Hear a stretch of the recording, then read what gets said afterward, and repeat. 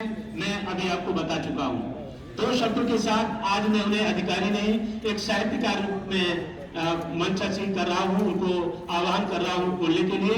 तो उनको साहित्य के दो शब्दों के साथ कि मैं 10 वर्ष से कल्पवास करता हूँ रामनगरिया में। इस बार कल्पवास में के दो शब्दों के साथ मैं उनको बुलाता हूँ कि एक रात भोले बाबा से मेरी मुलाकात हुई। एक रात भोले बाबा से मेरी मुलाकात हुई, थोड़ी ही सही पर बात हुई। मैंने पूछा, भोले बाबा बताइए डॉक्टर पैसिया जी इंसान कैसे हैं? मैंने पूछा, बताइए भोले बाबा डॉक्टर पैसिया जी इंसान कैसे हैं? उन्होंने कहा, संबंध बनाए रखना बिल्कुल मेरे जैसे हैं, संबंध बनाए रखना बिल्कुल मेरे जैसे हैं। आदरणीय डॉक्टर राजेंद्र पैसिया जी, मुख्य विकास अधिकारी।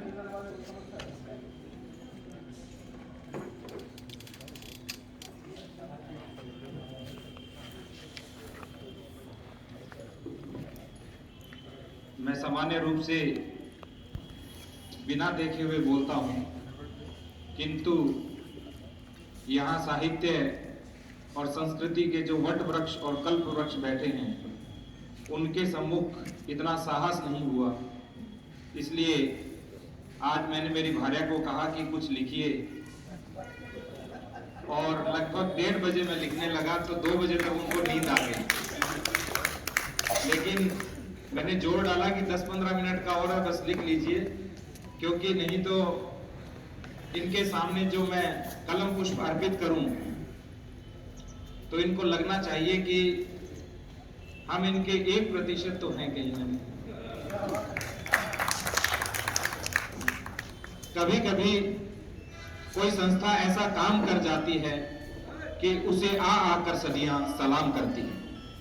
आज साहित्यिक सांस्कृतिक संस्था अभिव्यंजना की 40 वर्षों की यात्रा को समर्पित कार्यक्रम अनवरत की अध्यक्षता कर रहे अभिव्यंजना संस्था के संस्थापक व राष्ट्रीय कवि डॉक्टर शिवम अंबर जी इस कार्यक्रम की शोभा बढ़ा रहे तथा प्रशासन में भी साहित्य प्रेम को जीवित किए हुए आदरणीय जिलाधिकारी महोदय, आज के कार्यक्रम में अनुपस्थिति के उपरांत भी अपनी वैचारिक, मानसिक और आत्मिक उपस्थिति दे रही अभिव्यंजना संस्था की प्रमुख डॉक्टर रजनी सरीन जी, प्रशासन और साहित्य से संबंधित सभी व्यक्तियों के मध्य सेतु का कार्य करने वाले अभिव्यंजना संस्था के समन्वयक श्री भूपेंद्र प्रताप सिंह जी, कार्यक्रम का सफल और अद्भुत संचालन कर रहे श्री महेश पाल सिंह उपकारी जी, आज अनवरत कार्यक्रम में अनवरत साहित्य की साधना में लीन सम्मानित होने वाले सभी साहित्यिक पुष्प एवं कवि वृंद, उपस्थित सभी साहित्य अनुरागी स्वजन और जनतंत्र के चौथे स्तंभ के रूप में कार्य कर रहे खबर पालिका के सभी बंधुओं, सभी को मेरा विनम्र प्रणाम, वंदन, नमन। आज मां सरस्वती के मंदिर में 40 वर्षों से अनवरत साहित्यिक सांस्कृतिक अभिव्यंजना की अभिव्यक्ति पत्रिका के 11वें अंक के लोकार्पण की पूरे संस्था परिवार को हृदय के अंतरतम से मेरी ओर से हार्दिक बधाई, मंगल कामनाएं। यह कार्यक्रम फर्रुखाबाद की महान कवियत्री महियसी महादेवी वर्मा जी की पावन धरती पर सांस्कृतिक और साहित्यिक साधना करने वाले साधकों के लिए एक संजीवनी बूटी की तरह है। इससे न केवल मां भारती के गौरव पुत्रों एवं कलमकारों को एक मंच मिलता है, अपितु नवोदित कलाकारों को प्राणवायु भी मिलती है। यह मंच शब्द शास्त्र, मीठे बनो छुहारे से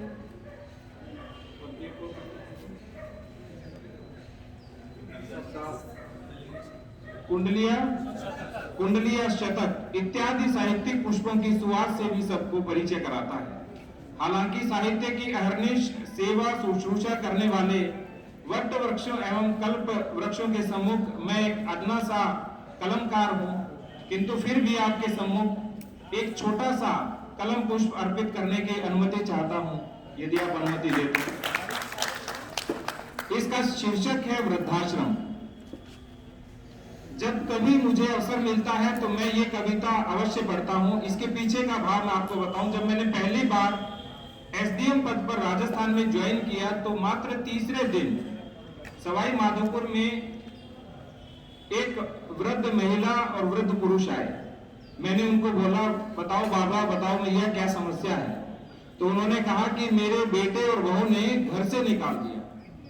हालांकि कुछ दिनों के बाद हमने उनको नीचे वाला कक्ष दे दिया था, 2-3 महीनों की अथक प्रयास के बाद। उसके बाद उनका मासिक जो गुजारा भत्ता था वो भी आरंभ करा दिया। किंतु उस दिन रात को जो वेदना हुई, जो पीड़ा हुई, उनको मैंने शब्दों में अभिव्यक्त किया था। और मुझे लगता है कि लगभग 10 वर्ष पहले जो कविता लिखी थी वो आज भी उसी रूप में मेरे अंतर मन में जीवित रहती है और किसी न किसी रूप में मुझे पीड़ित भी करती रहती है। तो इसका शीर्षक है वृद्धाश्रम। जब फूलों में हो जाता है डाली के प्रति आदर कम, तब खुलते हैं गांव गली और नगर नगर में वृद्धाश्रम। 9 महीने तक गर्भ में मां बच्चे का बोझ उठाती है, अपनी छाती से चिपकाकर अमृत पान कराती है। वाह वाह वाह। खुद गीले में सोती है, सूखे में उसे सुलाती है, उसकी सुविधा की खातिर सब दुविधाएं सह जाती है। पर बेटे जब बूढ़ी मां संग चल न पाए 4 कदम, अक्षर के आदेशों को, ये मैंने मेरे लिए लिखा था, अक्षर के आदेशों को करती अस्वीकार कलम, तब खुलते हैं गांव गली और नगर नगर में वृद्धाश्रम। बेटी पर दामाद का हक है, बेटी पर दामाद का हक है, और बेटे पर बहुओं का। आखिर क्या उपचार है ऐसे माँ बापों के दर्दों का? पत्थर को पिघला न पाए जब 2 जोड़ी आंखें नम, आशीर्वादों की भूमि पर जब लेते हैं श्राप जन्म, तब खुलते हैं गांव गली और नगर नगर में वृद्धाश्रम। जब फूलों में हो जाता है डाली के प्रति आदर कम, तब खुलते हैं गांव गली और नगर नगर में वृद्धाश्रम। तो आज के इस साहित्यिक समागम में मुझे बुलाने के लिए विशेष रूप से संस्था परिवार के सभी सदस्यों और भूपेंद्र प्रताप सिंह जी का हार्दिक साधुवाद। यह संस्था अक्षरालोक पत्रिका एवं अनवरत कार्यक्रम की साहित्यिक यात्रा इसी तरह अनवरत जारी रखे। इन्हीं मंगल कामनाओं के साथ मैं डॉक्टर शिवोम अंबर जी, जो कवि क्षेत्र में, साहित्य के क्षेत्र में, संस्कृति और सनातन के ज्ञान के क्षेत्र में मेरे अग्रज भी हैं और मेरे आदर्श भी हैं, तो उन्हीं की लिखी हुई 2 पंक्तियों को गाते हुए अपनी वाणी को विराम देना चाहूंगा। आपके पंक्तियों का वाचन करना चाहता हूं। प्रबल प्रतिरोध जीते हैं, प्रबल प्रतिरोध जीते हैं, प्रबल प्रतिवाद जीते हैं, महादेवी के अंतस का गहन अवसाद जीते हैं। पढ़ो हमको अगर पढ़ना है विप्लव के विमर्शों को, कि हम अपनी शिराओं में फर्रुखाबाद जीते हैं, फर्रुखाबाद जीते हैं।